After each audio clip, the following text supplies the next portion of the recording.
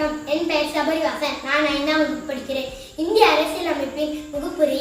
இந்திய மக்களாகி நாம் இந்தியாவை ஒரு இறையாண்மை வாய்ந்த சமதர்ம நெறி சார்ந்த மக்களாட்சி குடியரசாக அமைக்கவும், அதன் குடிமக்கள் அனைவருக்கும் சமுதாய, பொருளாதார மற்றும் அரசியல் நீதியும் சிந்தனை வெளிப்பாட்டில், நம்பிக்கையில் பற்றாதத்தில் மற்றும் வழிபாட்டில் சுதந்திரமும், தன் தகுதி நிலையில் மற்றும் வாய்ப்பில் சமத்துவமும் உறுதியாக கிடைக்க செய்யவும், தனி ஒருவரின் மாண்புக்கும் நாட்டின் ஒற்றுமைக்கும் உரிமைப்பாட்டிற்கும் உறுதியளிக்கவும்